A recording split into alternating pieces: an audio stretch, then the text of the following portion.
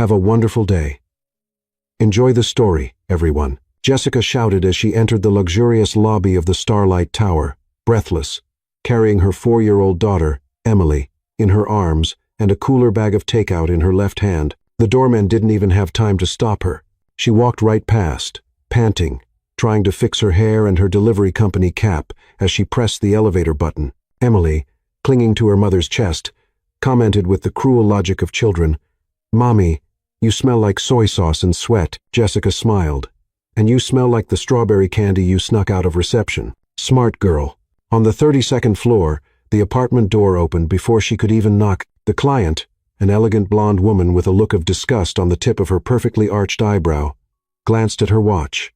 1 minute late. Jessica's eyes widened, sweating. "Miss, seriously, 1 minute? It's past the deadline." "I don't want it anymore," the woman said, crossing her arms. "I can't stand people who don't meet deadlines." "Oh, sure. Because your stomach has a built-in Swiss timer, right?" Jessica countered sarcastically. "Maybe I should have left my daughter alone on the street, run breathlessly, and run the red light to deliver your golden sushi. Poor people always have an excuse, right?" The woman retorted disdainfully. At that moment, Emily, still clinging to her mother's body, lifted her little face and said loudly, "Mom, this lady looks like a wicked witch from a cartoon." Jessica froze. The woman's eyes widened, and on the other side, leaning against the wall near the elevator, a tall man in a dark gray suit with a sharp gaze held back a laugh. Benjamin Carter, CEO of Carter Enterprises, was just waiting for the elevator but ended up getting an unexpected spectacle. He coughed discreetly, as if asking permission to intervene. "Excuse me?" His voice was calm, cool, and elegant. "If you really don't want the order, I'll take it. I'm starving." The customer opened her mouth to protest, but Benjamin was already holding out a black card with an impatient gesture. "Can you tell me the price, Miss Jessica?" She handed over the bag, still in shock, glancing sideways at Emily, who whispered, "He looks like a dapper penguin." "I heard," Benjamin said, looking at the girl with a slight raise of his eyebrow. Then he looked at Jessica. "It seems you two have a knack for making an impact." Jessica gave an awkward smile. "And you look like you've never wasted a second of your life." "Almost never," he replied, already typing the password on the machine's display. As she finished the transaction, Benjamin noticed the deep circles under Jessica's eyes, the ripped jacket at the shoulder, and the way Emily snuggled into her chest, confident that she was safe there, even with the world at war outside. "It was only a minute," Jessica murmured, still indignant. "Just a minute. 1 minute can change everything," Benjamin said, accepting the bag and turning toward the elevator. "And a CEO can order delivery like any mortal," she teased, "especially when the dinner event I'm supposed to be at is unbearable." Emily, still hugging her mother, gave a thumbs up. "Good choice, dapper penguin." Benjamin shook his head. But before he entered the elevator, something unexpected happened. He was about to step into the elevator when he heard a strange noise behind him. It was a dry, forced cough that cut through the air like an alarm. Emily had begun coughing uncontrollably, clinging to her mother's chest. What began as an innocent throat clearing quickly turned into something more serious. The girl gasped for air, but it seemed her lungs refused to cooperate. "Emily, Emily, my love, what's happening?" Jessica panicked, holding her daughter's little face in her hands. "Breathe with me, breathe slowly." But Emily couldn't. Her lips began to turn slightly blue, and she made a high-pitched, desperate gasp for air. Her tiny hands clung to her mother's jacket like anchors. "Oh my God, Emily." Jessica looked around desperately, but the child was getting more and more breathless. "Please, please don't do this to me." The customer who had refused the delivery was still at the door, but she took a few steps back, clearly uncomfortable with the situation. Benjamin, who already had 1 foot inside the elevator, stopped completely. "Does she have asthma?" he asked, dropping the cooler bag on the floor and approaching. "No, I don't know. She's never had this before." Jessica was shaking, holding Emily in her arms as the girl struggled to breathe. "Emily, my aim, stay with me, okay?" Benjamin watched the scene for 2 seconds that felt like an eternity. The cold rationality that always guided him in business took over. He pulled out his cell phone and dialed quickly. "This is Benjamin Carter. I need an ambulance at Starlight Tower. Apartment 3204. Child in severe respiratory distress now." Jessica looked at him with tears in her eyes. "She's going to be okay, right? Please tell me she's going to be okay." Let's take her to the hospital now, Benjamin said, already taking the car keys out of his pocket. My car is in the garage. It's faster than waiting for the ambulance. But I don't know you. Jessica hesitated for a second, even with Emily panting in her arms. And I don't know you, Benjamin replied, pressing the elevator button harder. But your daughter needs help now. Emily made an even higher-pitched sound, and that was enough for Jessica to make her decision. She stepped into the elevator with Benjamin, holding her daughter tightly, whispering comforting words in her ear. Everything will be okay, my love. Mommy's here. This elegant penguin will help us, okay? During the descent, Benjamin called again. This time the hospital. This is Benjamin Carter. I'm taking a child with a respiratory crisis to City Hill Hospital. I want the best pediatric pulmonologist available now, and I want an emergency room prepared. Jessica stared at him, surprised by the authority in his voice. It was clear that Benjamin Carter was not just any man in a suit. In the garage, he opened the door of a shiny black Mercedes.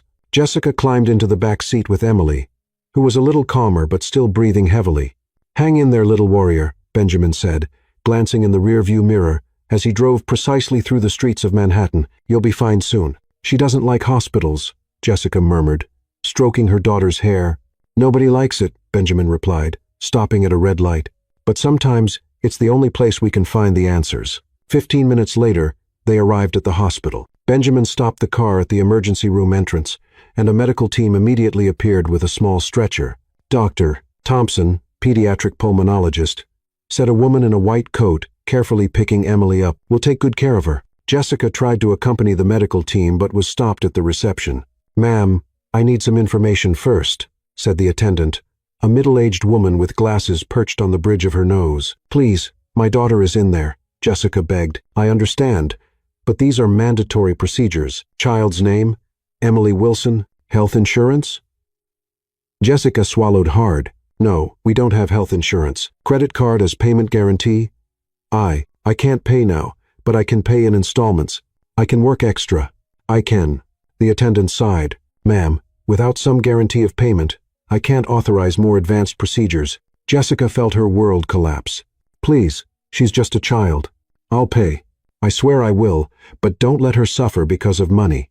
Benjamin, who had parked his car and entered the hospital, overheard the conversation. He approached the counter with firm steps. All costs are on me, he said, placing the black card on the counter. I want the best treatments available, the best doctors, and I want them to do everything necessary.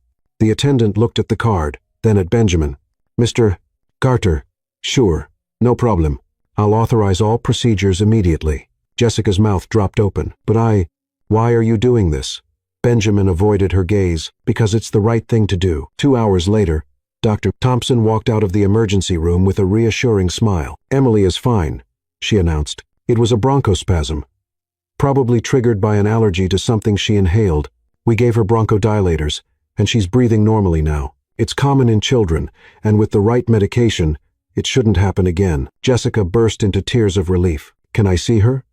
Of course. She's asking for Mommy and Uncle Penguin. The doctor smiled. When Jessica entered the room, Emily was sitting on the bed, playing with a teddy bear someone had given her. Mommy, the little girl cried, stretching out her arms. My love. Jessica hugged her tightly. How are you feeling? Much better. The doctor said, I'm very brave. Emily smiled. And where's Uncle Penguin? He promised he'd visit me. Jessica looked around, but Benjamin was gone. At the front desk, the attendant handed over a folder of papers. All charges were paid by Mr. Carter. He left this card for you. Jessica picked up a sleek business card. Benjamin Carter, CEO Carter Enterprises. On the back was a handwritten note. Hope Emily gets well. BC. Where did he go? Jessica asked. He left about 20 minutes ago. He said he had an urgent meeting. Jessica left the hospital with a sleeping Emily in her arms and the card clutched in her free hand. They took a taxi home, but the whole ride, she couldn't stop thinking about the man who had saved her daughter without asking for anything in return. The next morning, after dropping Emily off at daycare, Jessica went straight to the address on the business card. The Carter Enterprises building was imposing. All glass and steel in the heart of the financial district. At the front desk, she explained that she needed to speak with Benjamin Carter. The receptionist, an elegant young woman, looked her up and down from her worn flats to her delivery uniform and smiled with forced politeness. "Mr. Carter is in a meeting. Can I help you with anything?" "It's personal," Jessica insisted. After 20 minutes of waiting, Benjamin appeared in the elevator, adjusting his tie. When he saw Jessica, he stopped for a second. Surprised. "Jessica, how is Emily?" "She's fine, thanks to you," Jessica said, standing up. "Listen, I came here to talk about the money." "What money?" Benjamin frowned. "The money you spent on the hospital. I'll give you every penny back. You can be sure of that. It might take a while, but I'll pay it back." Benjamin shook his head. "No need." "Yes, it is," Jessica insisted, pulling a crumpled notebook from her bag. "How much was it?" 2,000. 3,000? "I'll write it down and pay it back little by little." "Forget it," Benjamin said. Already heading back to the elevator, "Benjamin Carter," she shouted, causing some people at the reception desk to turn around. "I'm not a charity case. I work, I make ends meet, and I pay my bills." He stopped and turned around, his expression a mixture of surprise and admiration. "How much do you earn per month?" he asked. Jessica hesitated. "That's beside the point." "Yes, it is. If you really want to pay, I need to know how long it will take you to save up $5,300. Jessica's eyes widened. "5,000? Oh my God. Now, do you understand why I said to forget it?" "No." She stomped her foot. 5,000 or 50,000, it doesn't matter. I'll pay it. You can write my name down on your debtors list, but I'll pay every penny, Mr. Scrasting. Carter. Benjamin studied her for a long moment. There was something about Jessica Wilson that deeply intrigued him. Pride, determination, and almost irritating stubbornness, and an honesty he rarely saw in his business world. "Okay," he said finally. "You pay, but in your own time, in your own way." "Thank you." Jessica sighed in relief. "You won't regret it." "I'm sure not," Benjamin murmured, stepping into the elevator with a barely perceptible smile on his lips. 3 days later, Benjamin was in his 45th floor office, trying to concentrate on quarterly reports, when the door opened unceremoniously. William Carter stormed in, dapper and elegant, carrying a stack of gossip magazines and a brown leather briefcase. "Good morning, son," William said, tossing the magazines onto the polished mahogany table. "We need to talk." Benjamin sighed, recognizing the tone. Whenever his father started a conversation with "we need to talk," it meant William had hatched some plan that Benjamin definitely wouldn't like. "Dad, I'm busy. The merger with Thompson Corp needs my full attention. Thompson can wait." William sat in the chair facing the desk, crossing his legs with calculated elegance. "Your personal life can't wait." Benjamin looked up from his papers, already anticipating where this conversation was going. "Let's not start that again." "Of course we will." William opened the first magazine, a New York gossip magazine. "Check out this article. Manhattan's most eligible bachelors. Your name is right there in third place." "What an honor," Benjamin muttered sarcastically. "The problem, my dear son, is that you've been on this list for 5 years running." William turned the pages with impatient fingers. "That's not good for our corporate image. Investors like stability, family men, someone who demonstrates responsibility and maturity. I run a multi-million-dollar company at 32. Dad, I think I've demonstrated enough responsibility." William completely ignored the comment and opened the brown folder, pulling out a typed list on letterhead. "Here are the most suitable candidates for you. All from traditional families, all impeccably educated, all financially independent." Benjamin picked up the list and quickly scanned it. Familiar names, faces he'd seen at social events for years. Beautiful, elegant, perfect women, and completely dull. Elizabeth Ashford. William pointed to the first name. "You've dated her before. Excellent choice. Family owns luxury hotels, Harvard graduate, speaks 4 languages, and she has the personality of an iceberg," Benjamin added. "Not to mention, our breakup was complicated." Details. William waved away. "Adult relationships sometimes need second chances, and look here, Olivia Bennett, heiress to Bennett Industries, gorgeous, intelligent, and you have a lot in common. Like the fact that we both prefer our phones to each other's company?" William slammed his hand on the table in frustration. "Benjamin, you're not taking this seriously. At 32, a man of your standing should be married with children, building a family legacy, not living like a perpetual bachelor featured in gossip magazines. What if I don't want to marry any of these women? Then I'll choose for you," William said with the coldness of a corporate ultimatum. "I have a fundraiser next week. I'll invite 3 of these candidates. You choose one for a serious relationship, or I'll choose and arrange the engagement." Benjamin dropped the list on the table and leaned back in his chair in disbelief. "You can't be serious." "I'm completely serious. The Carter family's reputation cannot be tarnished by your resistance to commitment. This is business, son. Strategic marriages have always been part of the corporate world." "What medieval world is this, Dad?" "It's 2025, not 1824. William stood, putting away the magazines and briefcase with precise movements. "The world hasn't changed as much as you think. Power, influence, and stability still go hand in hand, and a married Carter is worth much more on the market than a single Carter." Benjamin stared out the picture window, watching the frenetic activity of Manhattan below. Somewhere in that city, Jessica was probably delivering orders, carrying Emily in her arms, struggling to pay the bills. The difference between their 2 worlds was stark. "What if I say I'd rather marry the local delivery girl?" he said without taking his eyes off the window. The sentence came out as a provocation, a desperate attempt to irritate his father and end the conversation. William paused in the doorway, turning slowly. Instead of the outburst of indignation Benjamin expected, his father's face showed something far more dangerous. Genuine interest. "Neighborhood delivery girl?" William repeated with calculating curiosity. "Are you referring to someone specific?" Benjamin realized his mistake too late. "It was a joke, Dad. A provocation. Interesting," William murmured, pulling a small notebook from his inside jacket pocket and making a note. "Very interesting." "Dad, stop. It was just a random comment." "Of course it was." William smiled, but it wasn't a reassuring smile. It was the smile he wore when he closed especially lucrative deals. "A delivery person. What a revolutionary concept. William Carter. I'm serious. Don't turn a silly joke into one of your crazy projects." "Crazy project?" William feigned defense. "Son, I'm just expanding the possibilities. Maybe it's time to think outside the box. As you young executives like to say." Benjamin felt a chill run down his spine. He knew his father well enough to know when William was up to something, and in the last 32 years of his life, he had never seen anything good come of William Carter's schemes. "Dad, whatever you're thinking, please don't do it. Don't worry." William opened the door, pausing only to glance over his shoulder. "The benefit is, next Friday, wear your best tuxedo. And who knows, maybe we'll have some surprises on the menu." The door closed with a soft click, leaving Benjamin alone with a growing sense that he'd made a terrible mistake. He knew William too well to believe the reference to the neighborhood delivery girl would be forgotten. He picked up the phone and dialed his secretary.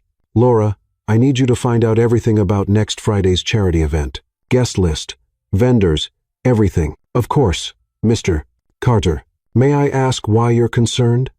Benjamin looked at the list of candidates still on his desk, then at the note William had made in his notebook. "I have a feeling my father is planning something that will go very wrong for everyone involved." Meanwhile, 3 floors above, William Carter was in his private office, leafing through a phone book and smiling as if he had just discovered the solution to a very complex problem. "Neighborhood delivery girl," he muttered to himself. Picking up the phone. "What a brilliant idea, Benjamin. Absolutely brilliant." And with that, William began making some very specific calls, organizing what would undoubtedly be the most interesting event of the entire New York social season. The following Friday, Jessica Wilson stood in front of the cracked bathroom mirror in her small apartment, trying to fix her hair for the 5th time. Her black catering uniform was borrowed, and 2 sizes too big, but it was the best she could find at the last minute. "Mommy, you look beautiful," Emily said, sitting on the bed, swinging her legs as she ate breakfast cereal. "Thank you, love. Mom's just a little nervous." Jessica adjusted her bow tie for the 10th time. "It's a very fancy event. Very important people." "More important than you?" Her daughter's innocent question made Jessica smile.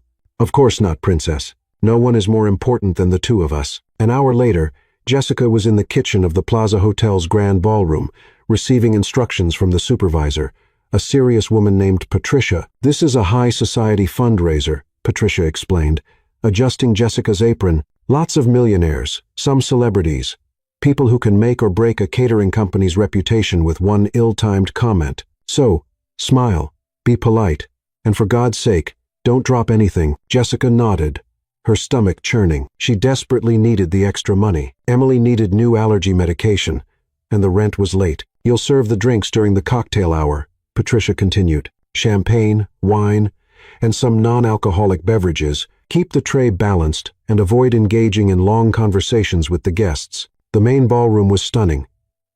Crystal chandeliers, enormous white flowers, tables decorated like movie sets. Jessica had never seen so much luxury in one place. Guests began arriving, women in designer gowns, men in perfectly tailored tuxedos, jewelry that probably cost more than her annual salary. "First tray," Patricia said, handing over a silver tray with champagne flutes. "Remember, smile and be invisible." Jessica took a deep breath and entered the room. The first few minutes were uneventful. She served drinks, received polite thanks, and managed to maintain her balance. She was beginning to feel confident when she spotted a familiar figure across the room. William Carter was talking to a group of people, gesturing animatedly, and next to him, "Benjamin," Jessica murmured. "Benjamin," almost dropping the tray. He was impeccably dressed in a black tuxedo, his hair perfectly combed, chatting with a stunning blonde woman in a red dress. For a moment, Jessica completely forgot where she was and what she was doing. All she could think about was how different he looked in that setting. No longer the man who had rushed Emily to the hospital, but the millionaire CEO he truly was. "Excuse me, can you serve me?" A sharp voice caught her attention. Jessica turned to see an older woman covered in diamonds looking at her impatiently. Of course. Of course." Jessica quickly approached, holding out the tray. "Finally, you guys at work are getting slower and slower." The woman took a glass without even looking at Jessica. "Sorry, ma'am," Jessica murmured, trying to maintain a professional smile. She was walking away when she heard someone call her name. "Jessica? Jessica Wilson?" She turned to see Benjamin approaching, a look of genuine surprise on his face. The blonde woman was right behind him, clearly curious. "Benjamin?" Jessica smiled, but immediately remembered where she was. "I mean, good evening, sir.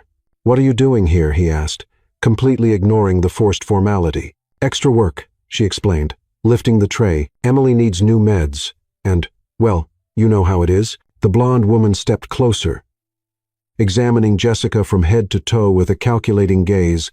"Benjamin, who is your friend?" The question was loaded with insinuation. "Isabella. This is Jessica Wilson," Benjamin introduced, clearly uncomfortable. "Jessica. Isabella Reed." "Ah, so you're the delivery girl." Isabella smiled. But it wasn't a friendly smile. "Benjamin told me about the incident at the hospital." "How dramatic." Jessica felt her cheeks heat up. It was a medical emergency, not a drama. Of course, Isabella nodded condescendingly. It must have been very convenient to have someone rich around at just the right time. The insinuation was clear, and Jessica felt anger rise in her chest. But before she could respond, Benjamin intervened. "Isabella, that was unnecessary." Just looking at the facts, Isabella shrugged. Jessica took a deep breath, trying to maintain her professional composure. "Excuse me, I need to continue serving." She turned quickly to walk away, but the combination of nervousness, anger, and the polished marble floor conspired against her. Her foot slipped, and she completely lost her balance. The tray flew through the air in slow motion, and 12 glasses of champagne went straight toward Benjamin Carter. The golden liquid soaked his impeccable white shirt, dripped from his expensive tuxedo, and formed a puddle at his feet. The entire room stopped. Conversation ceased. All eyes turned to the scene. "Oh my God," Jessica screamed, running to Benjamin. "I'm so sorry. I'm so sorry." Benjamin stood there, completely soaked, blinking slowly as drops of champagne dripped from his hair. "That's Dom Perignon champagne," Isabella said, horrified. "Each bottle costs $800. "I'll pay," Jessica said desperately, trying to dry Benjamin's shirt with the napkins from the tray. "I work extra. I sell something, but I'll pay." Jessica stopped. Benjamin held her hands, which were shaking as she tried to clean up the mess. "I'm fine. You're not okay. You're soaked in expensive champagne, and now everyone's staring, and I'm going to get fired." "And breathe," Benjamin said calmly. "It was an accident. It's the floor's fault," Jessica declared, pointing to the polished marble. "Who makes floors so slippery? They're a public hazard." "The floor has been like this for 40 years, said someone in the audience. "Then it's been dangerous for 40 years, Jessica retorted. "There should be a warning sign. Caution, waitress, killing floor." Some guests chuckled. Isabella snorted in indignation. "This is a disaster," Isabella muttered. "Benjamin, you need to change immediately." "He needs a towel first," Jessica said. "That's still trying to help." And maybe a hairdryer, and a washing machine, and a time machine to go back 5 minutes. Benjamin began to laugh, first softly, then louder, until he was genuinely laughing. Are you suggesting I use a time machine because of champagne? Well, if you can afford $800 champagne, maybe you can afford a time machine too, Jessica said, finally managing a smile. Impeccable logic, Benjamin agreed, still laughing. Across the room, William Carter watched the scene with a satisfied smile. He discreetly approached a social photographer covering the event. Make sure that photo appears in Monday's Society column, William muttered. CEO, drenched by mysterious waitress. It'll make a juicy headline. The photographer nodded and took a few discreet shots. Patricia, the supervisor, came running up, red with embarrassment. Mr. Carter, I'm terribly sorry. We're firing this employee immediately. That won't be necessary, William interrupted, still smiling. Accidents happen. Actually, it was quite refreshing. Meanwhile, Jessica finally managed to stop apologizing and looked around, realizing that half of New York's high society was watching the spectacle. I should disappear now, she muttered to Benjamin. Probably, he agreed, but I admit that was the most interesting part of the evening. At least when I mess things up, I mess them up with style. Jessica sighed. Definitely in style. Benjamin smiled. And, Jessica, about the hospital debt. Consider it paid off. What? No, I said I would pay. And I think you've paid enough. He gestured to his soaked clothes. We're even. And with that, Benjamin walked away to change, leaving Jessica in the middle of the room, still holding the empty tray and realizing that her life had just gotten infinitely more complicated. 20 minutes after the champagne incident, Jessica was in the hotel kitchen, trying to compose herself. Patricia had been surprisingly understanding, especially after William Carter personally assured her there would be no consequences. Still, Jessica felt mortified. I can't believe I soaked the man who saved my daughter, she muttered to herself, washing her hands in the kitchen sink. Emily's going to laugh at me for a whole week. Actually, I think it was quite memorable. Jessica turned quickly and found William Carter standing in the kitchen doorway, impeccably dressed in his tuxedo with a smile that didn't reach his eyes. Mr. Carter, she straightened immediately. I'm sorry about what happened to your son. I didn't mean to. Relax, my dear. William waved, stepping closer. You can call me William, and as for the incident, it was exactly what I expected. Jessica frowned. Did you expect that? Have a seat. William gestured to a chair next to the small table where the employees took their breaks. I need to talk to you. Coffee? Well, Jessica hesitated but eventually sat down. Okay. William poured 2 cups of coffee from the coffee maker and sat in the chair opposite. For a moment, he studied her with the intensity of someone considering an investment. I remember you, he said finally. A few days ago at the Carter Enterprises reception desk, insisting on paying a hospital bill. Jessica blushed. I wasn't fighting. I was insisting on paying $5,300 on a delivery woman's salary. William smiled. Admirable. Stubborn, but admirable. I always pay my debts, Jessica said, lifting her chin proudly. I know. That's why I'm here. William sipped his coffee, apparently savoring the suspense. Jessica began to feel like a mouse being watched by a very intelligent cat. Mr. William, I don't understand. Why are you talking to me? Because I have a proposal for you. A proposal that can solve all your financial problems. Jessica nearly spat out her coffee. What kind of proposal? William leaned forward, his expression as if he were about to close the deal of the century. I want you to pretend to be my son's girlfriend. The silence that followed was deafening. Jessica blinked several times, making sure she'd heard correctly. Sorry, I think I misunderstood. Did you say fake girlfriend? At public events, social dinners, strategic appearances, William explained as if he were discussing stock market shares. Nothing too complicated. Just convincing New York society that my son has finally found someone special. Jessica put the cup down so hard that the coffee spilled. Are you crazy? I'm being practical, William corrected. Benjamin needs to get married. I need a daughter-in-law who will generate media interest and change his image as a confirmed bachelor. You need money. It's a win-win situation. I can't pretend to date your son, Jessica stammered. First, because it's a lie. Second, because he looks like a penguin in a sloppy suit. Third, because you have principles, William added. That's exactly why you're perfect. Jessica shook her head vigorously. No, that's crazy. You need to find someone else. An actress. Maybe someone who can fake it. The actresses I know are very obvious, William said, pulling an envelope from his inside jacket pocket. You, on the other hand, are authentic, real, exactly what Benjamin needs to break his image as a cold, calculating man. He's not cold, Jessica said without thinking. I mean, he saved Emily. He paid her medical bills. He was kind. See? You already see his human side. William smiled, satisfied. That's exactly what I need the audience to see. William placed the envelope on the table. Emily's tuition paid for the next 5 years. Private school, the best in the area, plus $10,000 per public appearance, and a $50,000 bonus when the charade is no longer necessary. Jessica stared at the envelope as if it were a poisonous snake. Went Mayben. It's a reasonable amount for the service provided, but it's a lie, she protested. It's deceiving everyone. It's marketing, William corrected. And marketing is the art of presenting reality in the best possible way. Jessica took the envelope with trembling hands.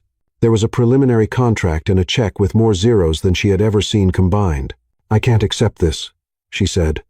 But her voice didn't sound very convincing. Think about Emily, William said softly. Private school means better opportunities, better teachers, a better future. It means you'll never have to worry about whether you can afford her medicine again. Jessica's hands trembled. 5 years of school fees.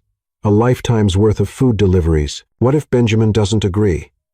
Leave Benjamin to me, William said confidently. My son is stubborn, but he's not stupid. He'll understand that this is good for everyone. Dating your son, Jessica muttered, still trying to process the situation, pretending to be in love with a penguin in a clunky suit who probably doesn't even know how to change a light bulb. He knows how to change light bulbs, a cold voice said from the kitchen doorway. Jessica and William turned at the same time. Benjamin stood in the doorway, still wearing a spare shirt someone had lent him, his hair slightly damp from champagne, and an expression that was a mix of shock and indignation. Benjamin, William stood up, smiling as if nothing had happened. I'm glad you're here.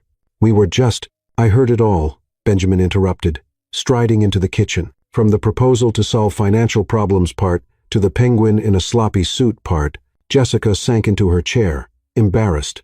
Benjamin. Dad, what the hell do you think you're doing? Benjamin ignored Jessica and looked directly at William. I'm solving 2 problems at once, William replied calmly. You need a girlfriend. She needs money. Simple math. I don't need a fake girlfriend. Yes, you do, William insisted. And she needs that money. Look at her, Benjamin. Really look. When was the last time you saw someone work so hard just to keep their daughter healthy? Benjamin looked at Jessica, who was blushing with embarrassment, still holding the envelope. That's not fair to either of us, he said more softly. Life isn't fair, William retorted, but sometimes we can create arrangements that work for everyone. Jessica finally found her voice. I didn't say I accepted, but you'll accept, William said with absolute certainty, because you're a responsible mother, and this is the best opportunity Emily will ever have. The silence stretched for long seconds. Jessica stared at the envelope. Benjamin stared at her, and William looked at them both with growing satisfaction. Verbal contract done, William announced suddenly, clapping his hands once. Jessica, you can start tomorrow. Dinner at Le Bernardin. Wheat. Benjamin will pick you up. Dad, you can't just— I can, and I just did. William interrupted. Jessica, I need your address for the driver. Jessica stammered, completely overwhelmed. 47th Street, apartment 3B, she said before she could stop herself. Perfect. William smiled triumphantly. Benjamin, wear something smart casual. Jessica, there's a boutique on Madison Avenue that would love to help you choose something suitable. I'll pick up the bill. Wait a minute. Jessica stood up abruptly, but William was already leaving the kitchen, waving over his shoulder. See you tomorrow, kids. It'll be the start of something wonderful. And with that, he disappeared, leaving Benjamin and Jessica alone in the kitchen, looking at each other with expressions of utter shock. I think your father just manipulated us, Jessica said finally. My father manipulates everything, Benjamin sighed. The question is, are you really going to do it? Jessica looked at the envelope in her hands, thought about Emily, thought about private school, thought about never having to worry about money for medicine again. I think so, she whispered. God help me, but I think so. The following Saturday at 7:30 the evening, Jessica stood in front of her bedroom mirror, adjusting for the 10th time the navy blue dress she'd picked out at the Madison Avenue boutique. The saleswoman had insisted the color brought out her eyes. But all Jessica could think was that the dress cost more than 3 months' rent. "Mommy, you look so pretty," Emily said from her bed, where she was coloring in a book. "You look like a real princess." "Thanks, love." Jessica smiled nervously. "Remember what Mom explained to you. I'm having dinner with Uncle Penguin for work, and you're going to pretend to be a couple?" Emily asked with the curiosity typical of a 5-year-old. "Yeah, it's a really complicated adult thing," Jessica sighed. "But just pretend, okay? Like when you play house." "Okay. But you like him, right, Mom?" The question caught Jessica off guard. "Aye. He's a good person, Emily. He helped us when you were sick." "Then maybe you don't have to pretend," Emily said with the simple wisdom of children. Before Jessica could respond, the doorbell rang. She looked out the window and saw a sleek black car parked in front of the building. "He's here," she murmured, feeling her stomach churn. 15 minutes later, Jessica sat in the leather seat of Benjamin's Mercedes, trying not to look as nervous as she felt. He was impeccably dressed in a dark gray suit, driving with the same precision he handled everything else in life. "Are you okay?" he asked, glancing at her. "You look tense." "I'm fine," Jessica lied. "Just trying to remember which fork to use for each dish. Or is it a spoon? Do you even have a spoon at a fancy dinner?"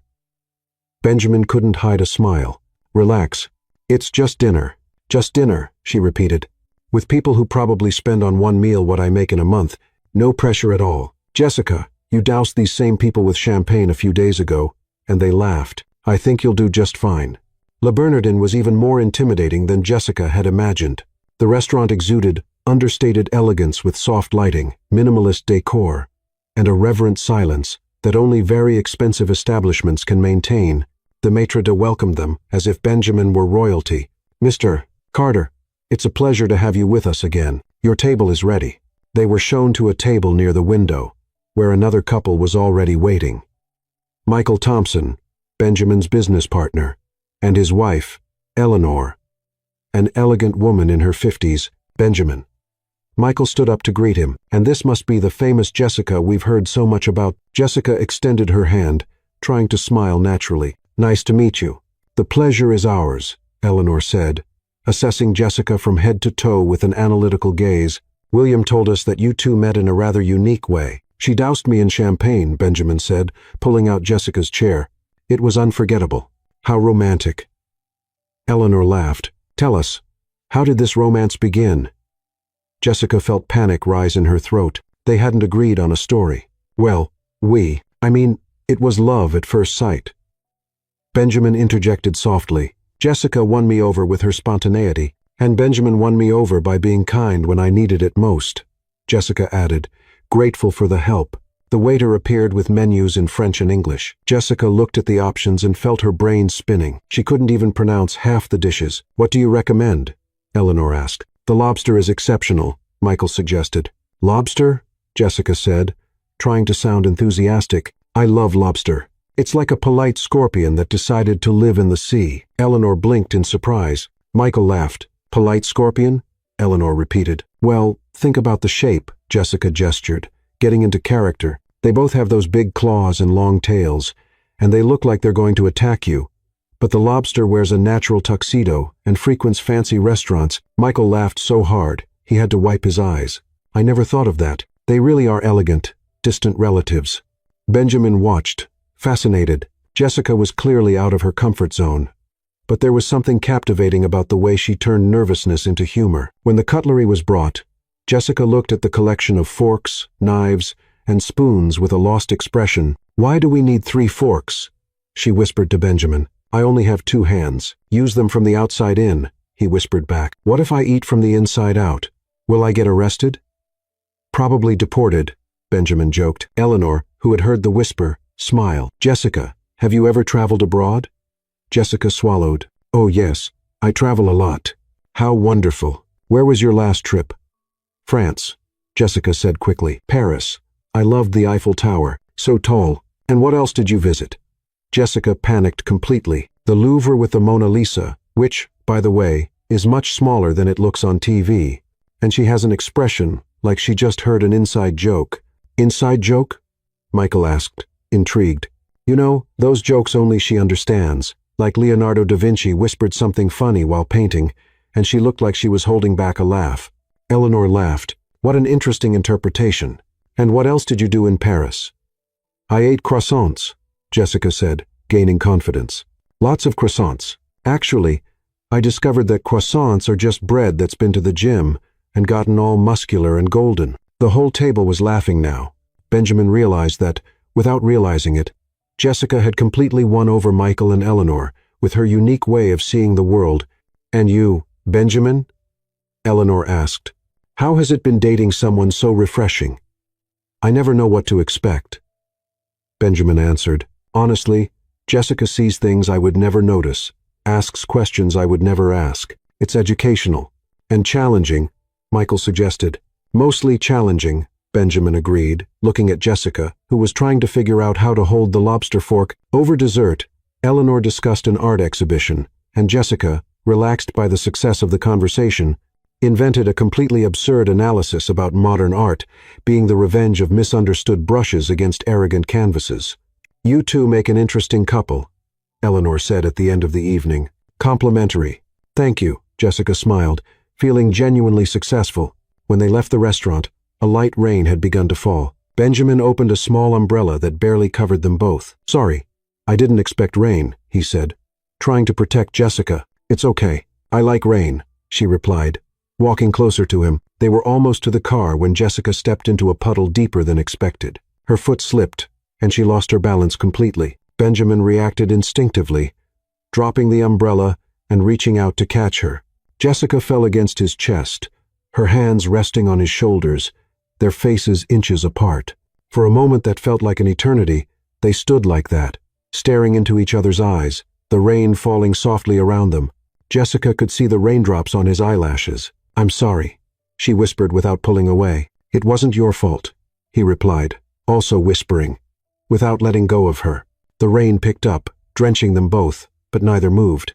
There was something about the moment, the closeness, the vulnerability, the way his eyes looked at her, as if seeing her for the first time, that made Jessica completely forget it was all just pretend. We should get in the car, she said finally. We should, he agreed, but still didn't let go of her. When they finally separated and got into the car, they were both wet and quiet, as if something important had happened, but neither of them knew exactly what. The night was successful, Benjamin said, turning on the heater.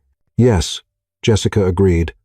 Looking out the window, successful, but they both knew something had changed in those few seconds in the rain, and neither of them was prepared to admit what it was. The following Wednesday, Jessica was at the apartment, trying to explain to Emily why Mom needed to go out again for work, when the phone rang.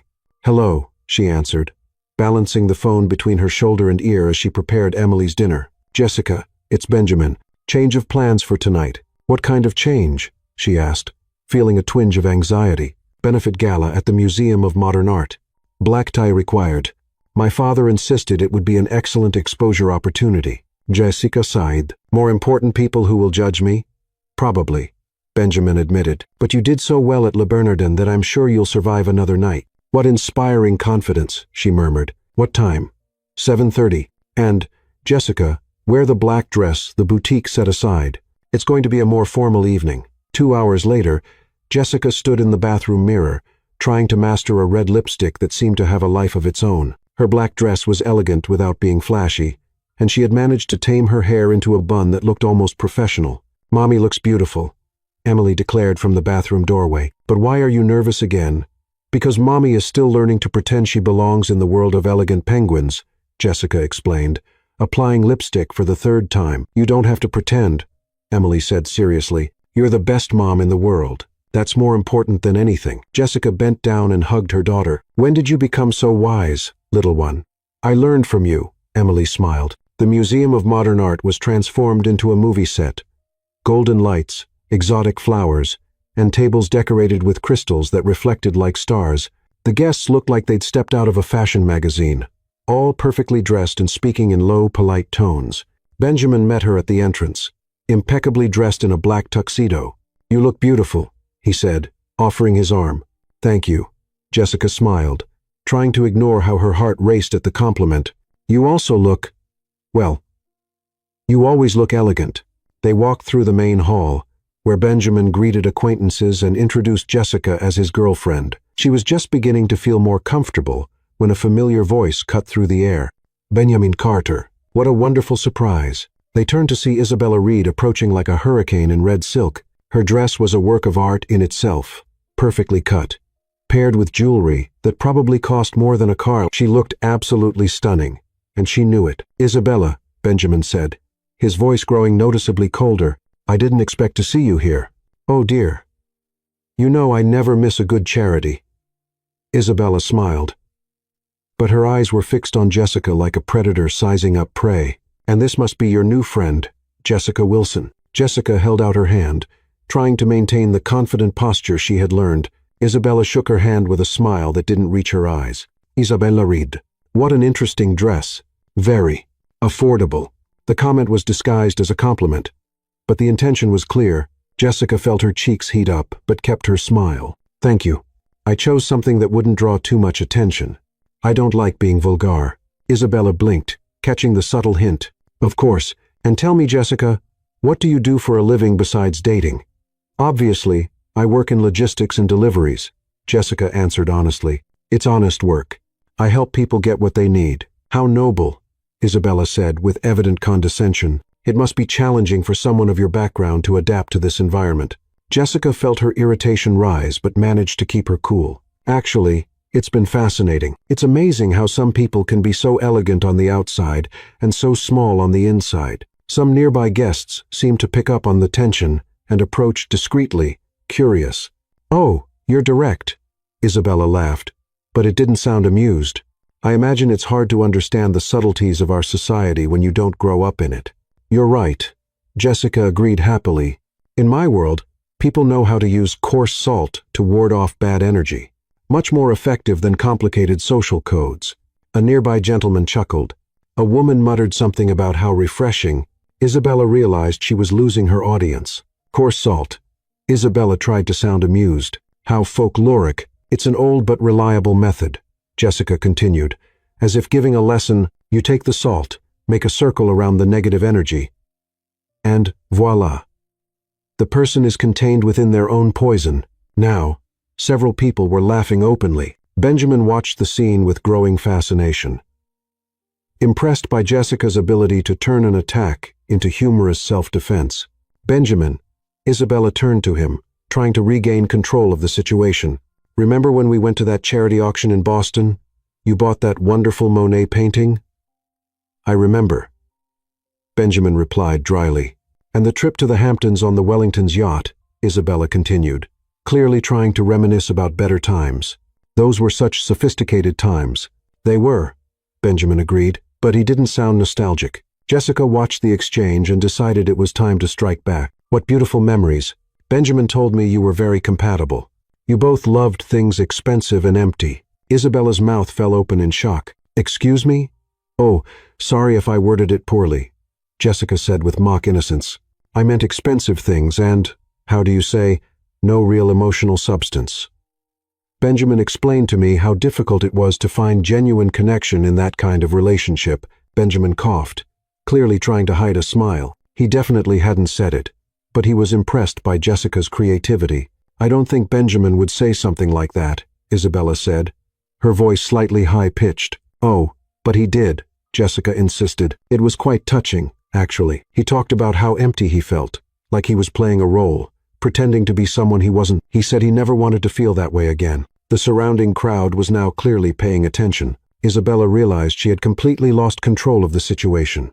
Well, Isabella said, forcing a smile, I guess different people have different perspectives on relationships. Exactly, Jessica agreed warmly. For example, I believe true love has nothing to do with how much money you have or what family you come from. It's about who's willing to hold your hand when you're scared or who carries your daughter to the hospital without a second thought. Isabella's eyes glinted with mischief. Your daughter? Benjamin didn't mention you have a daughter. Emily is 5 years old, Jessica said proudly. She's the most important person in my life. What a responsibility for a single man, Isabella commented, looking at Benjamin. Some men aren't ready for ready-made families. The right men are, Benjamin said firmly, surprising himself with the conviction in his voice. Emily is an incredible child. Any man would be lucky to be a part of her life. Isabella realized she had definitely lost. She tried a few more attacks, but Jessica deflected each one with humor and wit, always managing to make the audience laugh at Isabella's expense. Finally, Isabella gave up. "Well, it was enlightening meeting you, Jessica. I'm sure we will learn a lot from each other." "I'm sure." Jessica smiled sweetly, especially about the difference between royal class and just money. Isabella stormed off in red, leaving a trail of embarrassment and some muted applause. "Impressive," murmured the man who had laughed first. "I certainly didn't expect that." "The girl has guts," his wife commented. When they were alone, Benjamin looked at Jessica with genuine admiration. "Where did you learn to do that?" "Do what?" she asked. "Feigning innocence, destroying someone with politeness and humor. You were brilliant." Jessica smiled. "I learned it defending Emily on the playground at school. Mean mothers are training for anything." Benjamin laughed, realizing he had completely underestimated the woman beside him. Jessica wasn't just authentic and funny. She was smart, brave, and capable of holding her own in any, even the most hostile territory. And that appealed to him far more than he was prepared to admit. It was almost midnight when Benjamin and Jessica left the Museum of Modern Art. The event had gone on longer than planned, mainly because Jessica had become something of an instant celebrity after her confrontation with Isabella. Several people approached to chat, curious about the woman who had managed to leave Isabella Reed speechless. "You were the talk of the night," Benjamin commented, as they walked toward the car. "Half the people asked me where I found you." "And what did you say?" Jessica asked, adjusting the scarf she'd borrowed from the event organizer. "That you found me," he replied, opening the passenger door for her. "Technically, that's true," Jessica laughed, "drenching you in champagne." "How romantic." "The best relationships start with disasters," Benjamin said. Starting the car, they were pulling out of the parking lot when Jessica saw something that made her stop laughing immediately. "Benjamin, stop the car." "What?" He looked around, confused. "Over there, on the sidewalk," Jessica pointed to a hunched figure near a park bench. "That lady is feeling sick." Benjamin looked and saw an elderly woman, probably in her 70s, sitting on the bench with her head in her hands. Even from a distance, he could tell something was wrong. "Jessica, it's almost midnight. It could be dangerous." "She needs help," Jessica said, already opening the car door. "I'm not going to leave an elderly woman alone on the street feeling bad." "Jessica, wait." Benjamin tried to protest, but she had already gotten out of the car. He sighed, parked quickly, and followed her. Jessica was already kneeling beside the woman, speaking in a low, soothing voice. "Hello, ma'am. My name is Jessica. Are you feeling okay?" The woman raised her head. She was pale with beads of sweat on her forehead, and her hands were visibly shaking. I think I have a heart problem," she said weakly. "Chest pain, shortness of breath. I ran out of medicine today, and I couldn't get to the pharmacy." Benjamin approached, concerned. "Ma'am, we need to get you to the hospital." "I don't have money for the hospital," the woman murmured. "I've already spent it all on this month's medicine." Jessica looked at Benjamin, who was already taking his cell phone out of his pocket. "Don't worry about money," Benjamin said, dialing. "I'll call an ambulance." "No, please," the lady protested weakly. "An ambulance is too expensive." "Ma'am, what's your name?" Jessica asked softly. "Margaret. Margaret Sullivan." "Margaret, look at me." Jessica took her hands. "My friend here is very rich and very stubborn. If he says he'll pay, he will." "And do you know why?" Margaret shook her head weakly. "Because he has a good heart hidden under that expensive suit."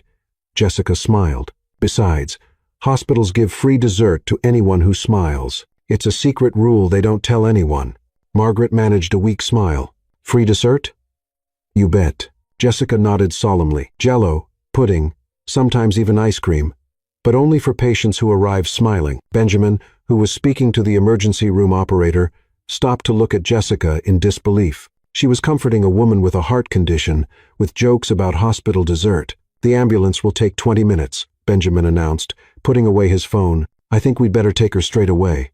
"I don't want to be a bother," Margaret protested. "Miss Margaret," Jessica said, helping her to her feet. "The only thing that's going to give me trouble is knowing that I left you here feeling unwell. Now, let's go. I'm curious to see if that dessert story is true." Benjamin gently picked up Margaret, surprising himself with how naturally it felt. She was lighter than he'd expected, and he suddenly understood why Jessica hadn't hesitated to help. "You're very strong," Margaret commented, relaxing in his arms. "And very elegant," Jessica added, walking beside them. "Miss Margaret, do you have children?" 3 children, but they all live far away. Margaret sighed. New York has become too expensive for them. So today, you gained 2 temporary children, Jessica declared. The elegant penguin here and I will take care of you until you feel better. Elegant penguin? Margaret laughed weakly. That's what I call him, Jessica whispered conspiratorially. Always in a suit, always serious. But deep down he's a sweetheart. Benjamin sighed but couldn't help but smile. On the way to the car, Jessica kept Margaret distracted with conversation about cake recipes, childhood stories, and theories about why doctors always wear cold stethoscopes. It's to see if the patient still has reflexes, Jessica explained. If you jump when they put that cold thing on your chest, it's a sign that you're alive and reactive. That makes sense, Margaret agreed, looking more animated. Jessica, Benjamin murmured. That's not true. Are you sure? She asked, blinking innocently. I bet you've never asked a doctor. At the hospital, Margaret was immediately seen by the medical staff. Benjamin handled all the paperwork and payments, while Jessica stayed in the waiting room, promising Margaret she would be there when she left. You don't have to stay, Benjamin said, sitting beside her in the uncomfortable emergency room chairs. Of course I do. Jessica retorted, I promised we'd take care of her. And besides, I still haven't figured out if the dessert story is true. 2 hours later, the doctor came out with good news. Margaret had had a hypertensive crisis, but was stable. She would require regular medication and monitoring, but there was no permanent damage. Can I see her? Jessica asked. Of course. She's asking about you. Margaret sat up in the hospital bed, looking much better. There was color in her cheeks again, and she was smiling. My guardian angels, she said when she saw them enter. How are you feeling? Benjamin asked. Much better. And I found out you were right about dessert, Margaret said to Jessica. The nurse brought chocolate pudding. She said it was for special patients who arrive with loving companions. Jessica looked at Benjamin with a triumphant smile. I told you there was free dessert. That was lucky, Benjamin muttered. Or maybe the best things happen when you act from the heart, Jessica retorted. The doctor explained that Margaret would need to be kept under observation until morning, and that they had contacted one of her sons, who would be coming from Boston to pick her up. I don't know how to thank you, Margaret said, holding their hands. You saved me. We just did what any decent person would do, Jessica said. Not every decent person would have stopped, Margaret observed wisely. You make a good couple. You look out for each other, and for others too. In the car on the way home, Benjamin was quiet, thoughtful. Are you okay? Jessica asked. I'm thinking, he replied. When you saw Margaret on the street, I thought of safety, of time, of convenience. You only thought of helping. And what's the problem with that? It's okay, Benjamin said slowly. It's just, I don't know when I stopped acting on humanitarian instinct. When I started calculating everything. Jessica watched him drive, noticing the tension in his shoulders. Maybe you just forgot that you still have that person inside you. The same one who carried Emily to the hospital without a second thought. Maybe, he murmured. Benjamin, thank you for today. For stopping the car. For carrying Margaret. For paying for everything without question. You were incredible. Benjamin glanced at her and smiled. Thank you for reminding me of who I used to be. When they arrived at Jessica's apartment, she hesitated before getting out of the car. By the way, she said, opening the door, Margaret was right about one thing. We really take good care of each other. And with that, she walked into the building, leaving Benjamin alone in the car, realizing that he was smiling more lately than he had in years. The following Monday, Jessica was at JFK Airport, nervously glancing at the flight board, while clutching a small suitcase borrowed from her neighbor. Benjamin had explained that they had a business meeting to attend in Boston. Something about impressing investors with their romantic stability. I've never flown, she admitted as Benjamin approached with coffee for them both. Really? He looked genuinely surprised. Food deliveries don't require much air travel, she joked. Accepting the coffee, Emily's more excited than I am. She said, I'll get to see the clouds in person. Benjamin smiled. And how is she dealing with your absence? Mrs. Garcia will take care of her. They'll make cookies and watch cartoons. They'll probably have more fun without me. The loudspeaker announcement interrupted them. Flight 347 to Boston canceled due to severe weather conditions. No way, Benjamin muttered, checking his phone. Snowstorm. All flights to Boston canceled until tomorrow. Jessica looked out the window and saw the first flakes beginning to fall. At least Emily will be happy. She loves snow. The meeting is tomorrow morning, Benjamin said, calculating. We'll have to drive. I know an inn along the way where we can spend the night. 3 hours later, they were on the road, watching the snow fall ever heavier. The inn Benjamin had chosen was small and cozy, with a roaring fireplace and rustic decor reminiscent of a grandmother's house. We only have one room available. The receptionist apologized. The storm brought a lot of unexpected travelers. Jessica and Benjamin looked at each other, embarrassed. Does the room have 2 beds? Benjamin asked. A king-size bed, but the sofa is very comfortable. The woman smiled. And the fireplace works perfectly. In the bedroom, Jessica immediately placed her suitcase on the sofa. I'll stay here. You pay the bills. You get the bed. Jessica, I'm not letting you sleep on the couch. And I'm not sleeping in the same bed as you, she retorted. No matter how harmlessly elegant a penguin you are.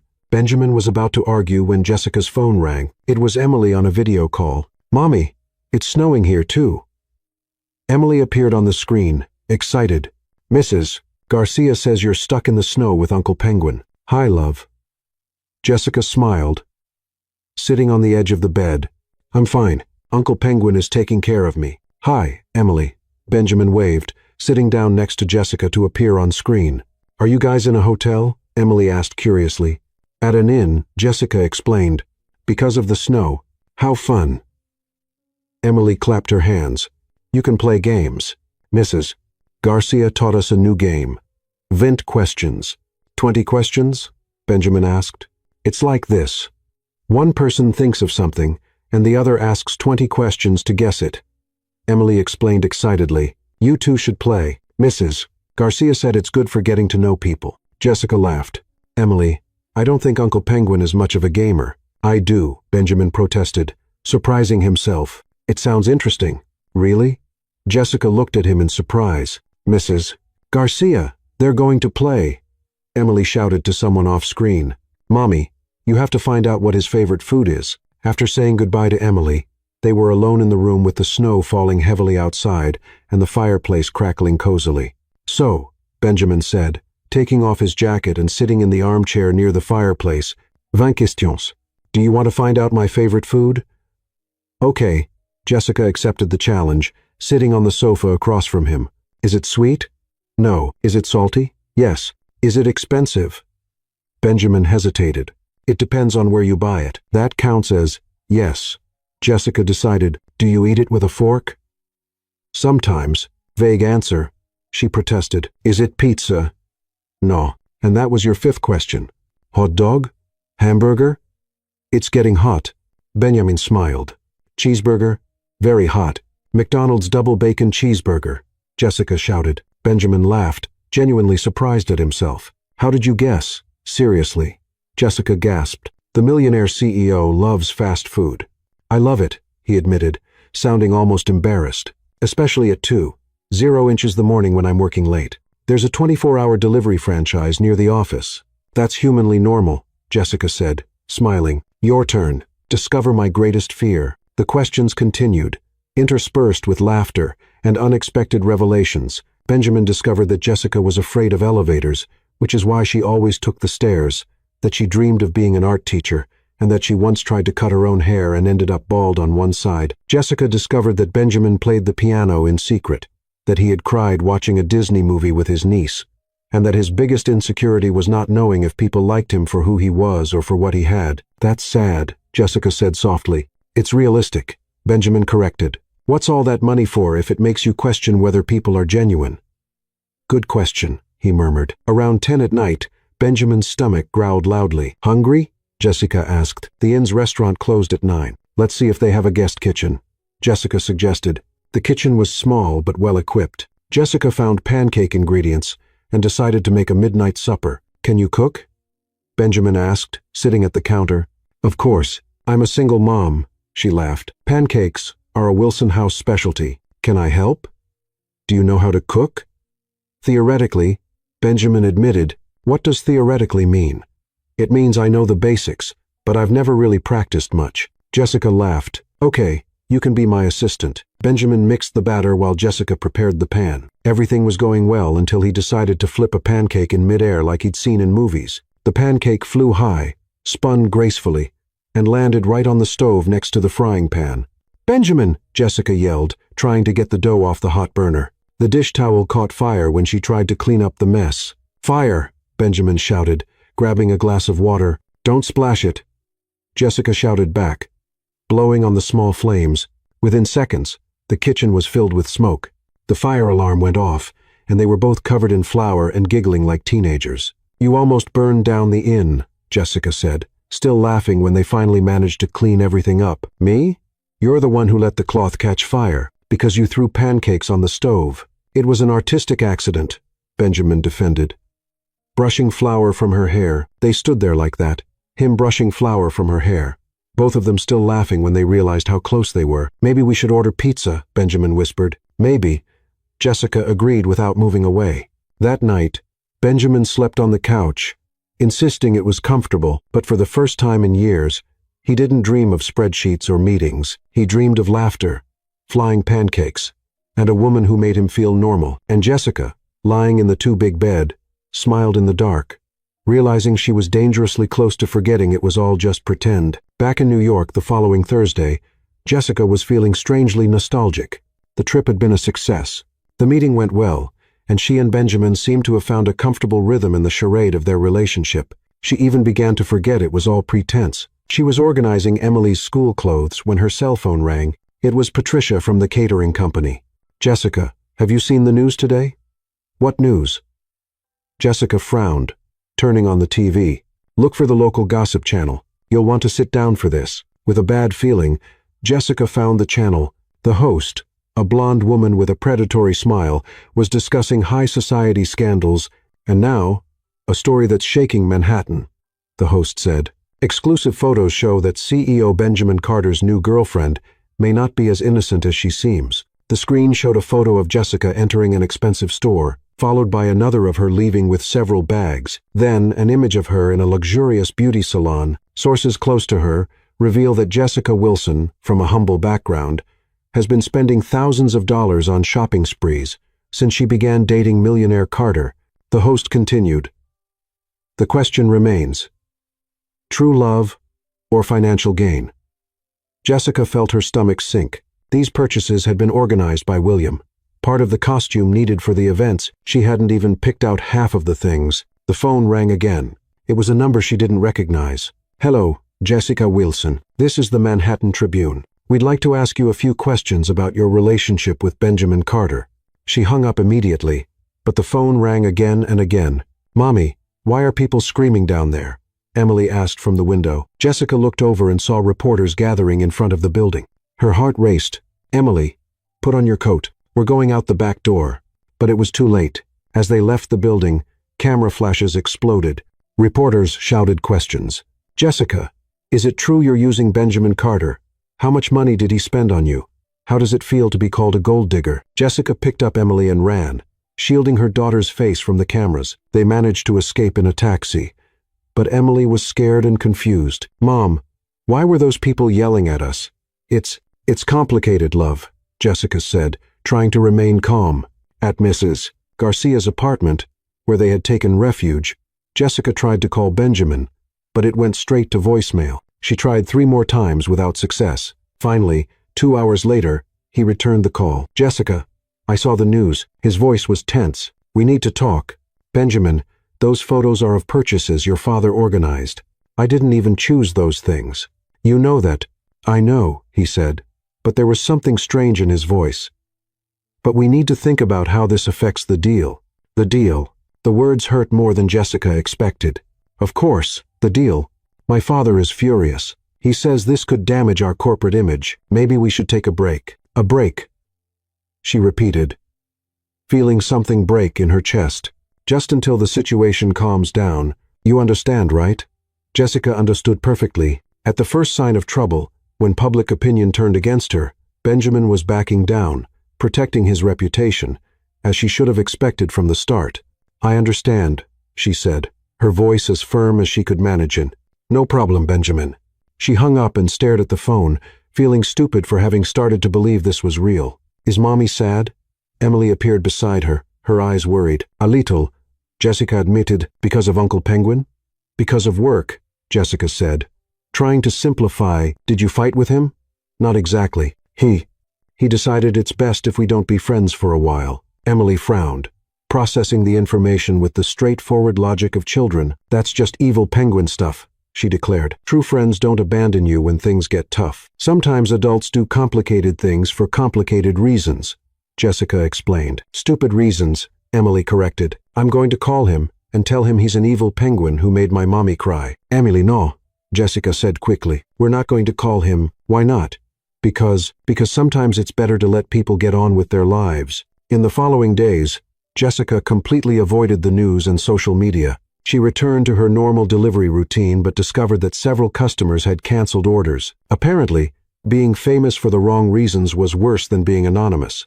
Isabella had gotten what she wanted. The photos, clearly taken by a professional photographer at carefully orchestrated moments, created the perfect narrative. A poor girl taking advantage of a rich man. How are you dealing with all this?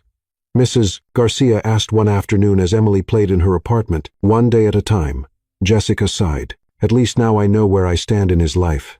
And where is that? Nowhere. It was all a lie. But the words rang hollow because the truth was, somewhere during those weeks, it had stopped being a lie to her. The laughter in the inn's kitchen, the way he carried Margaret, the way he looked at Emily with genuine affection, none of it felt fake. Meanwhile, at the Carter Enterprises office, Benjamin was having the worst week of his life. He tried to focus on work, but he constantly found himself remembering moments with Jessica, the way she laughed when he told absurd stories, how she shielded Emily from the cameras, how she turned a pancake fire into one of the best nights he'd ever had. You did the right thing, William said during a meeting. Public relations require crisis management. She'll understand. But Benjamin wasn't sure he understood. The more he thought about the phone call, the more he realized he had sounded cold, calculating, exactly what Isabella had always accused him of being. Dad, what if we're wrong? He asked one Friday afternoon. Wrong about what? What if Jessica really cared? What if it wasn't about money?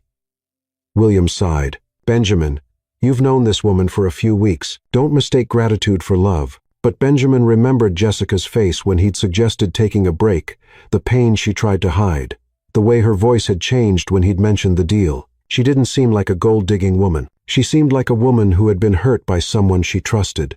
I need to talk to her, he decided, grabbing his car keys. Benjamin, don't complicate things. No, Dad, I think I've made it complicated enough. When he arrived at Jessica's apartment, the building was empty of reporters, but she didn't answer the intercom. He went upstairs and knocked on the door. Jessica. It's me. Benjamin. Silence. Please, we need to talk. I think I made a terrible mistake. The door opened slightly, but it was Emily who appeared, a serious expression on her little face. Mommy doesn't want to talk to evil penguins, she declared. Emily, where is your mother? Working. Always working, because evil penguins made her sad, and now she has to work even harder. The innocent accusation hurt more than any corporate criticism. Emily, can you tell your mother that I'm sorry? Only if you promise to stop being mean. I promise, Benjamin said solemnly. Emily studied him for a moment, then nodded and closed the door. Benjamin stood in the hallway, realizing he'd lost much more than a fake girlfriend. He'd lost the woman who made him laugh, who reminded him of who he really was, and who, somehow, inexplicably, had become the most real part of his life. 2 weeks after the media debacle, Jessica was serving canapes at another high society event. This time, it was a charity auction at the Grand Hotel Plaza, and she had gotten the job through a different agency, using her mother's maiden name to avoid recognition. The dining room was packed with New York's elite. Jessica kept her head down, serving discreetly and trying to become invisible. She had learned the art of invisibility over the past 2 weeks. It was surprising how people didn't notice waitresses when they were determined not to see them. More champagne, please, an elegant woman asked without even looking at Jessica. Of course, ma'am, Jessica murmured, refilling her glass. The auction host, a pompous man in a white tuxedo, was on stage announcing the next item. And now, ladies and gentlemen, we have a truly special piece. A vintage jewelry set from the Sterling family's private collection. Jessica was heading to the kitchen for more drinks when she heard a commotion at the entrance to the dining room. Voices whispered, heads turned. She glanced discreetly and felt her heart stop. Benjamin Carter had just entered the room. He looked different. His suit was impeccable as always, but there was something in his posture, an almost desperate determination she'd never seen before. His eyes roamed the room as if searching for someone in particular. Jessica hid behind a column, praying he wouldn't see her. She wasn't prepared to face him, especially not here at work, where she needed to maintain her professional composure. The auction continues with this magnificent pearl necklace, the presenter continued, oblivious to the growing excitement among the guests. But Benjamin wasn't paying attention to the auction. His eyes finally found Jessica behind the column, and the relief on his face was almost palpable. He started toward her, but Jessica panicked. She turned quickly and headed for the kitchen, hoping to escape before he reached her. "Jessica!" His voice echoed through the hall. The presenter stopped mid-sentence. Conversation ceased. 500 heads turned to see what was happening. Jessica froze in the middle of the room, holding a tray of empty glasses. Feeling all eyes on her, she wanted the floor to open up and swallow her. "Excuse me," Benjamin said, addressing the host on stage. "I need to make an announcement." "Sir, this is not the right time," the presenter protested. "It's the perfect moment," Benjamin retorted, stepping onto the stage unceremoniously. The crowd murmured in confusion. Jessica stood frozen, unable to believe what was happening. Benjamin took the microphone, took a deep breath, and looked directly at her. "A few weeks ago, I met a woman," Benjamin continued, his voice echoing through the room. "She poured champagne on me, called me a classy penguin, and completely changed my life." A low chuckle rose from the audience. Jessica felt her cheeks heat up. "Benjamin, what are you doing?" she whispered. But he was too far away to hear. "This woman taught me things I'd forgotten," Benjamin said, his voice gaining strength. "She taught me that helping a stranger on the street is more important than arriving on time for a meeting. That laughing until you can't breathe is worth more than any $1,000,000 contract. That courage isn't about closing difficult deals. It's about raising a daughter alone and still maintaining faith in humanity." Jessica felt tears well up in her eyes. The people around her began to realize who he was talking about and moved away slightly, forming a circle around her. "The last few days with her were the happiest days of my life," Benjamin said, his voice trembling with emotion. "And I ruined it all because I was afraid. Afraid it was too good to be true. Afraid to trust my heart instead of my head." Isabella Reed, who was present at the event, was visibly furious at the back of the room, whispering something urgent to a friend. "Jessica Wilson," Benjamin said, stepping down from the stage and walking toward her, "I ask your forgiveness. Forgiveness for doubting you when I should have trusted you. Forgiveness for choosing my reputation over your feelings. Forgiveness for being exactly the kind of cold, calculating man you deserve to avoid." He stopped in front of her, his hands shaking slightly. "You taught me that life isn't a spreadsheet full of calculations and strategies. Life is improvisation. It's chaos. It's spilling champagne and laughing at the mess." Jessica dropped the tray, which shattered on the floor with a crash that echoed through the silent hall. "Benjamin," she whispered. "I love you," he said, falling to his knees in the middle of the ballroom. "I really love you. It's not a pretense. It's not a deal. It's not a strategy. It's real. It's terrifying. It's the most genuine thing I've ever felt in my life." He took a small velvet box from his pocket. "Jessica Wilson, will you marry me? Do you want to start a real family with me and Emily? Do you want to teach me how to be human every day for the rest of our lives?" The room was completely silent. Even the waiters had stopped working to watch the scene. Jessica looked at the man kneeling before her, the millionaire CEO who had given up all pride and control to come out publicly. Tears streamed freely down her face. "You're an idiot," she said finally, her voice breaking. Benjamin blinked, clearly not expecting that answer. "A beautiful, brave, and completely crazy idiot," she continued, smiling through her tears. "And I love you, too, my elegant penguin." The hall erupted in applause. People shouted, whistled. Some even cried. "Is that a yes?" Benjamin asked, still kneeling. "It's a yes," Jessica confirmed, pulling him up. "I'll be the happiest wife in the world by your side." Benjamin scooped her up in his arms and spun her around, kissing her as the crowd cheered even louder. When they finally broke apart, they were both laughing and crying at the same time. "Emily will be overjoyed," Jessica said. "She already knows," Benjamin confessed. "I asked her blessing first. She said it was about time, and that I could stop being an evil penguin now. And what will your father say?" "That this was the best investment of my life," Benjamin smiled. "And for once, he'll be right." The auction host, completely lost, tried to resume the event. "Well, that was unexpected. Let's get back to the auction." "Actually," Benjamin said, taking the microphone again, "I'd like to make the first bid. $50,000 for everything being auctioned today." The crowd gasped. "For charity, of course," he continued. "In the name of the woman who taught me that true wealth has nothing to do with money."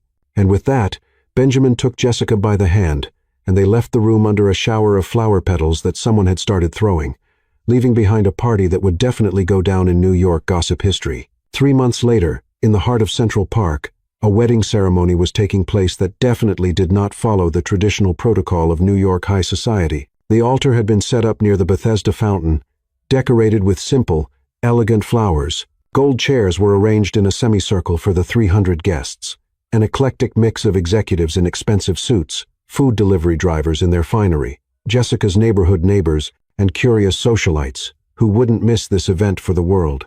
"I've never seen anything like it," murmured Patricia, the catering supervisor, eyeing the homemade hot dog stand that had been set up next to the Dom Perignon champagne table. "That's the idea," smiled Mrs. Garcia, elegant in a navy blue dress Jessica had insisted on buying for her. Jessica wanted everyone to feel at home. Across the room, a vintage ice cream cart played cheerful music, while children ran around, dressed in their best clothes, some holding heart-shaped balloons. "Dad, are you sure this is right?" Benjamin asked nervously, adjusting his tie for the 10th time. He looked impeccable in a charcoal gray tuxedo, but his anxiety was evident. "More right than anything you've ever done," William replied, surprisingly relaxed for someone who was always concerned with appearances. "And, Benjamin, stop fiddling with your tie. You look perfect." The music changed, signaling the beginning of the ceremony. Guests rose as Emily appeared at the head of the aisle, beautiful in a pale pink dress, tossing flower petals with exaggerated enthusiasm. "Don't skimp on the petals," she shouted to the other bridesmaids, making the audience laugh. Behind her, Jessica appeared on the arm of her stepfather, a simple man who had raised her after her parents' deaths. Her dress was simple but stunning. White satin with delicate lace details, nothing extravagant, but perfectly her. Benjamin felt the air leave his lungs when he saw her. After months together, she still took his breath away. "Can you breathe, son?" William whispered, amused. "I think so," Benjamin murmured, never taking his eyes off Jessica. The ceremony was conducted by a judge who was a friend of the Carter family, who had agreed to maintain the relaxed tone Jessica wanted. "We're here today to celebrate something that started with spilled champagne and turned into true love," the judge began, drawing laughter from the audience. During the vows, Benjamin was the first. "Jessica, you taught me that the best moments in life aren't in the plans we make, but in the accidents that happen. You taught me to laugh at myself, to stop to help strangers. And that family isn't about DNA or social status. It's about choosing to be there for someone every day." His voice trembled slightly. "I promise to make you laugh at least once a day. I promise to always stop the car when you see someone in need. And I promise our kitchen will always have pancake ingredients, even if I keep burning them." The audience laughed, and some guests wiped their eyes. Jessica wiped her own tears before beginning. "Benjamin, you showed me that sometimes princes appear disguised as elegant penguins in expensive suits. You taught me that courage isn't about not being afraid. It's about acting, even when you're terrified. I promise to always spill my guts to you when life gets too serious. I promise to teach you the Spanish curse words I learned from Mrs. Garcia. And I promise our home will always be filled with laughter, even when everything seems impossible." When it came time for the rings, Benjamin was so nervous that he picked up the wrong ring and tried to put it on his own finger. "Honey, the ring is for me," Jessica whispered, laughing. "I knew it," he murmured back, blushing. "I was testing to see if you were paying attention." "Of course I was," she smiled. Finally, when the judge declared them husband and wife, Benjamin kissed Jessica under a shower of petals thrown enthusiastically by Emily and deafening applause. During the reception, as guests danced to an eclectic mix of soft jazz and children's songs for Emily, Benjamin picked up his new stepdaughter. "Emily, now I'm going to have a real daddy," she cried, beaming with happiness. "And I'm going to have the most amazing daughter in the world," Benjamin replied, holding her tenderly. "Emily, I promise to be the best daddy in the world to you, and the best husband to your mommy. I promise that nothing and no one will ever separate us again." "Not even a wicked witch?" Emily asked, looking over to where Isabella was watching from afar, clearly uncomfortable with the general merriment. "Not even an evil witch," Benjamin confirmed solemnly. During the speeches, William stood up with a glass of champagne. "My son has always been stubborn," he began, drawing laughter. "But this time, his stubbornness led him to the right person, Jessica. Thank you for teaching my son that there are more important things than spreadsheets and meetings." Benjamin stood up too, putting his arm around his father's shoulders. "Dad, I should thank you. If it weren't for your crazy plan to hire a fake girlfriend, I would never have found the love of my life. It was my best investment." William smiled. "And I've made a lot of good investments in my life." The party continued late into the night, with executives eating hot dogs, socialites dancing to children's music, and Emily teaching some important guests how to play hopscotch. When it was finally time to leave, Benjamin carried Jessica to the car, following tradition. While Emily threw rice and shouted marriage advice she'd learned from Disney movies, "You'll live happily ever after," she shouted. "And don't forget to eat lots of cake." In the car, Jessica snuggled into Benjamin's side. "So, husband, how are you feeling?" "Like the luckiest man in the world," he replied, kissing her softly. "And you, wife?" As if my real life had finally begun, and as they drove through the New York night, leaving behind a party that would be talked about for months in society, the three had finally found what they had been searching for without knowing it. A real family built on love, laughter, and the certainty that the best plans are those we never plan.